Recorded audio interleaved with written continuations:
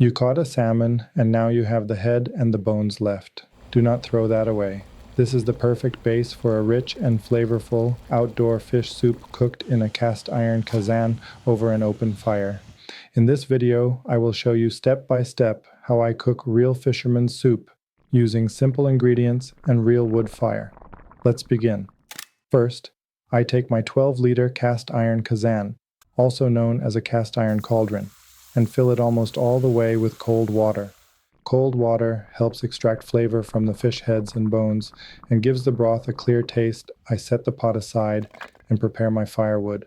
I take my axe and split a mix of small pieces for kindling, medium pieces to build the fire, and larger logs to keep steady heat later.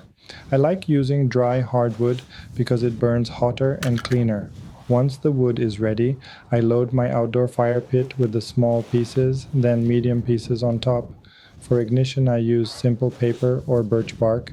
It lights easily and is perfect for cooking outdoors without chemicals. I light the fire and let it build. When the flames are strong and the smoke becomes light, I place my cast iron Kazan right on top of the fire. Cast iron loves steady heat. With wood burning underneath, it slowly warms up the water inside. Now I prepare the fish. These are salmon heads and backbones from my summer trip on Lake Michigan. I kept everything frozen for soups like this. I have 2 salmon heads and 2 sets of bones, which is perfect for a pot this size. Before cooking, always remove the gills from the heads. Gills contain blood and make the broth bitter.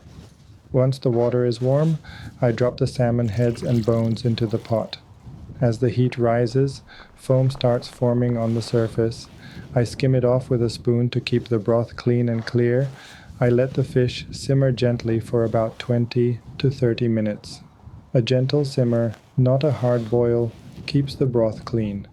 While the broth is cooking, I prepare the vegetables. I peel 4 to 5 potatoes and cut them into medium cubes.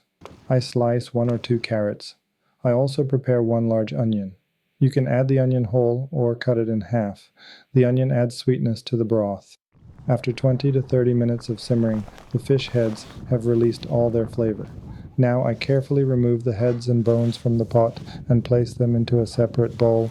Then I strain the broth through a fine colander or mesh strainer into another pot to remove the tiny bones. This step is important for safety and for a clean broth.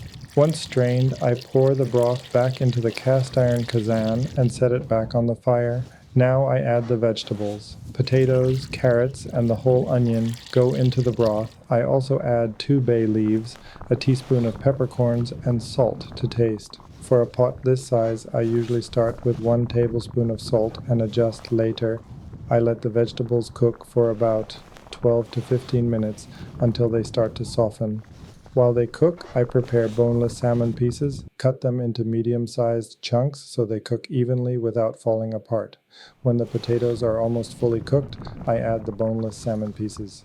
Fish cooks very fast, usually in 8 to 10 minutes. At this point, the aroma becomes amazing.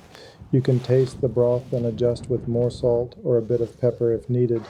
The onion can be removed now because it has already done its job. At the very end, I add fresh herbs, dill, parsley, and green onion.